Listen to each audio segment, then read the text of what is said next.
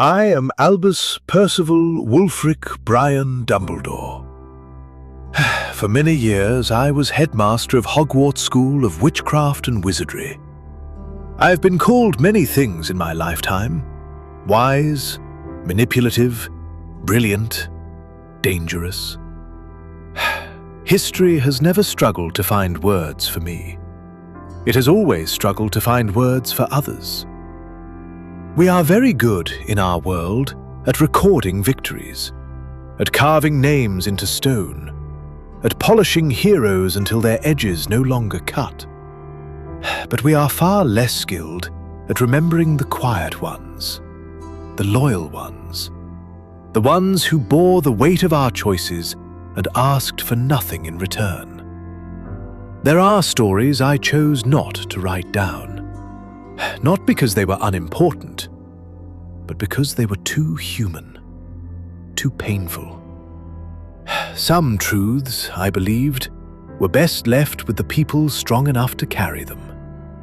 This is one of those truths.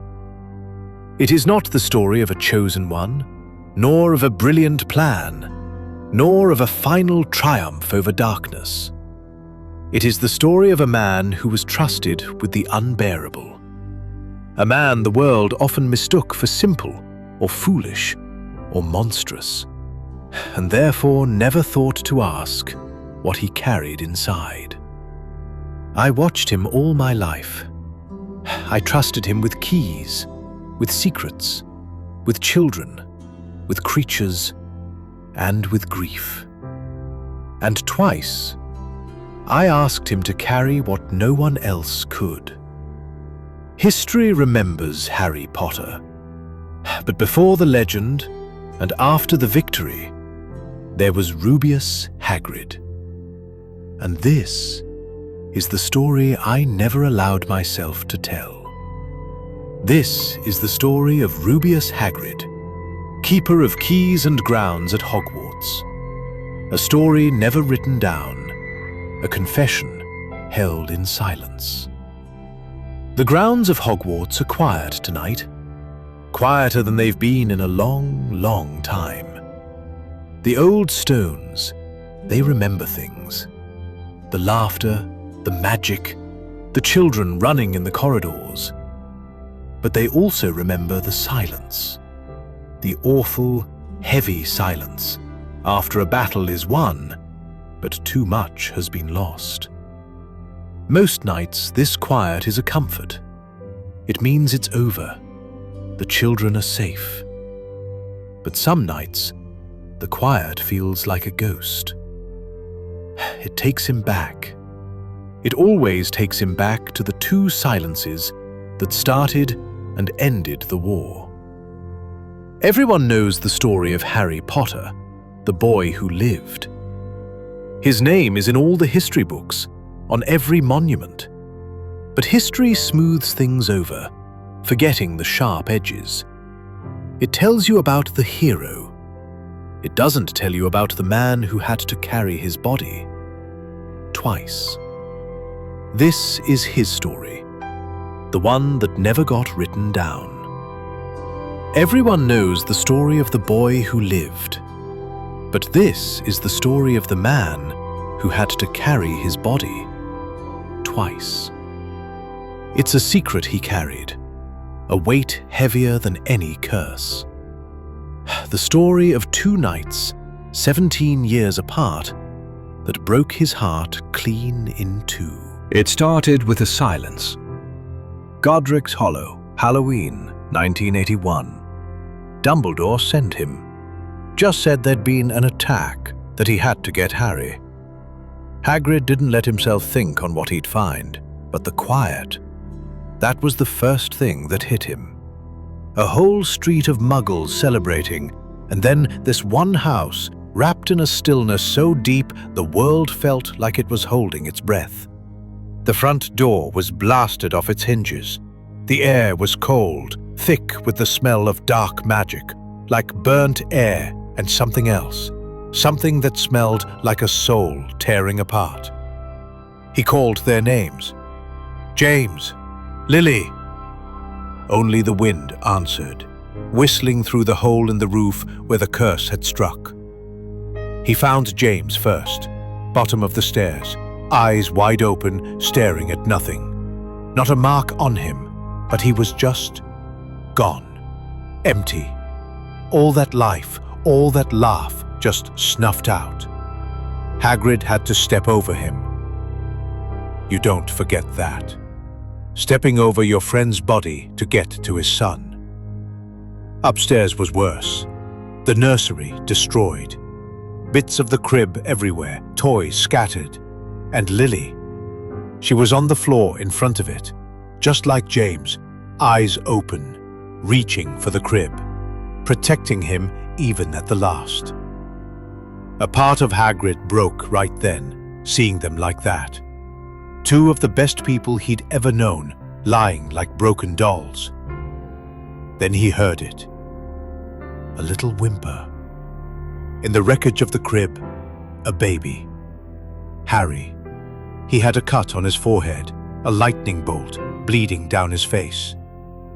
Hagrid's hands were shaking so badly he was scared he'd drop him. He was so small. He picked him up, expecting him to be cold, but he was warm, alive. Sirius showed up when he came out, looking half mad with grief. He wanted Harry, but Dumbledore's orders were clear. He gave Hagrid his motorcycle instead. Flying through that dark sky, holding a baby to his chest, Hagrid kept checking on him, sure he'd stop breathing. That tiny flicker of life was all that was left from that house of death. Before anyone called him a hero, he was just a boy. And Hagrid was the first to carry the weight of what he'd lost. Carrying that weight, it wasn't new to him, just heavier. People look at him, they see his size, they always have. They see a monster. It's a convenient label for things they don't understand. He learned that young. When he was a student at Hogwarts, he was different. Taller than everyone, clumsy, not from some fancy pureblood family. He found his friends in the forest, with creatures others called dangerous. They weren't dangerous, just misunderstood, like him. Then Tom Riddle came along. He was different too, but not like Hagrid. Charming he was, clever, have the professors wrapped around his little finger. But Hagrid saw something cold in his eyes. He knew how to use people's fear. And he saw Hagrid, the big, oafish boy who loved monsters and found his perfect scapegoat. When he opened the Chamber of Secrets, when that girl died, he didn't have to look far for who to blame. It was Hagrid's monster, he told them. His friend, Aragog, an acromantula he'd raised from an egg. He wasn't the beast, but it didn't matter. They wanted a monster, and Hagrid was convenient. He remembered them snapping his wand. It felt like they were breaking a piece of his soul. Expelled. Disgraced. Tom Riddle, the real monster, got an award. Hagrid, he was lucky Dumbledore was there. He was the only one who looked at him and didn't see a monster. He saw him. He let him stay on as gamekeeper. But the stain was always there. The world decided what he was. Justice isn't for everyone, he learned. Some just have to shoulder the blame and keep walking. Maybe that's why Dumbledore trusted him. He knew what it was like to be judged. He knew loyalty wasn't about a clean record. It's about heart. And Hagrid's, for all its aches, belonged to him and to Hogwarts. He never asked for much, not in words. But the tasks he gave him, they were the ones no one else could do. He sent him to the giants, his own kind, to try and win them over. A fool's errand, but he went. He trusted him to carry the Philosopher's Stone from Gringotts to the castle. He trusted him because he never wanted power. He just wanted to protect the things that mattered. Being keeper of keys and grounds, it was more than a job. It was a watch. He saw everything. His hut became a haven for secrets. Dumbledore's, Harry's, his own. It was a quiet trust, an understanding between them. Dumbledore had saved his life when he let him stay at Hogwarts. What he didn't know was that he gave him a purpose. He made him a guardian. And that trust, that quiet faith from a great man, is why he sent him to Godric's Hollow. He knew Hagrid would bring Harry back, no matter what. He knew he'd carry the boy from the wreckage and never speak of the horror he'd seen. His loyalty was absolute. His love for creatures, people always thought it was a bit strange. Dangerous, even. They'd see a blast-ended Scroot and see a menace. He saw something that just needed understanding. They saw Buckbeak as a vicious beast. He saw a proud creature who just reacted to being insulted. That whole business with Buckbeak, it was his own story, just with feathers. The Ministry, Malfoy, they didn't care about the truth. They wanted an execution to show they were in control. Hagrid remembered digging that grave, his heart like a stone. He was watching his own history repeat itself. Another innocent creature condemned by prejudice. And Aragog. When he died, Hagrid was the only one to mourn him. He carried his great, hairy body and gave him a proper burial. To the world, he was a man-eating spider. To Hagrid, he was his first friend. Burying him felt like burying a part of his own past. Over the years, he carried more than just secrets. He carried the bodies of creatures the world didn't think were worth remembering. He saw how the wizarding world treated those it called lesser, giants, house elves, centaurs. They weren't monsters. They were just other. And being other was the greatest crime of all. His feeling for them wasn't a flaw. It was a mirror. He saw his own loneliness in their eyes, and he learned that it's prejudice that really creates monsters, not fangs or claws. When Harry first came to Hogwarts, Hagrid saw that same loneliness in him. He wasn't the hero from the stories yet. He was just Harry, a skinny kid with broken glasses and clothes too big for him. Hagrid knew then his watch hadn't ended when he left him on the Dursleys' doorstep. It was just beginning. Those first few years, he liked to think his hut was their sanctuary. They'd come down, Harry, Ron, and Hermione, after facing whatever new terror the school had thrown at them. They didn't come for answers. They came for tea and rock cakes so hard they could break a tooth. They came for a bit of normal. He watched them grow up, but he never forgot they were children. Children fighting battles grown wizards were too scared to face. The world saw a legend. Hagrid saw a boy with the weight of the world on his shoulders, getting heavier every year.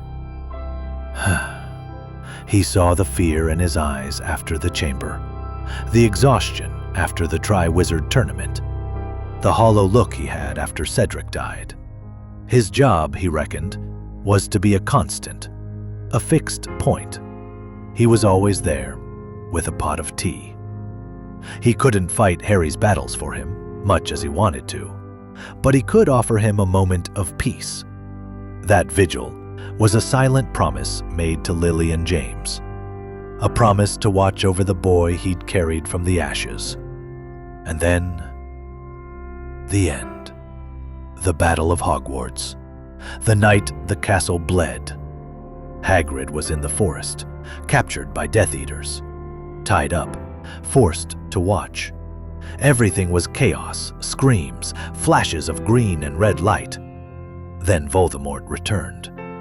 He had his followers, and they were cheering. And he announced that Harry Potter was dead. Hagrid roared at him, called him a liar. He couldn't. He wouldn't believe it. And then he saw him. Voldemort made Narcissa Malfoy check. She leaned over Harry, and the world stopped. She came back and said, "He is dead."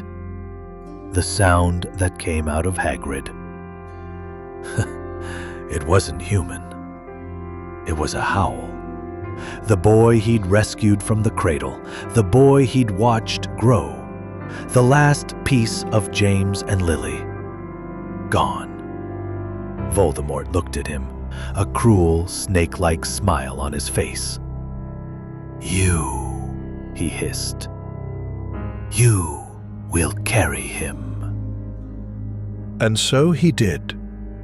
The first time, he had carried a baby from a ruined house, a tiny weight full of a future he couldn't imagine. This time, he carried a young man from a dark forest, a limp body that felt like the end of all hope. It was the heaviest thing he had ever carried, heavier than any dragon, any giant. It was the weight of failure, of a promise he couldn't keep. That walk back to the castle, with the Death Eaters jeering and the horrified faces of their friends waiting ahead, it was the longest walk of his life. Each step was an eternity. The last time he carried him, he was just a baby. Now he was the weight of the whole world. All Hagrid could feel was his own heart, breaking for the second and final time. But he wasn't dead. He stirred in Hagrid's arms. Just a flicker. Hagrid thought he'd imagined it. He was alive. The world exploded back into color, into sound, into hope. The battle that followed, it's in the history books now. How the boy who lived defeated the Dark Lord once and for all. A happy ending. But for Hagrid, the story ends with that walk. Those 2 moments, 17 years apart, are burned into his mind. The night he carried a baby toward his future, and the day he carried a boy he thought had no future at all. This story is his confession, not of a crime, but of a sorrow too deep to share. The world celebrated a hero, but he carried the body. They saw the legend. He felt the weight. They remember the victory. He remembers the silence that came before it. Twice. Some nights, when the castle's asleep, Hagrid walks the grounds and he remembers. He remembers all of it. The world needed a hero, and Harry was it. But he was just the gamekeeper, the one who was there at the start and the one who carried him at the end. He wasn't meant for the history books. He was meant to remember. It makes you wonder how many other stories like this are out there. Stories the history books never thought to write down. It makes you think about who else we should remember. Some stories are just worth remembering, even if only one person does. Thank you for listening.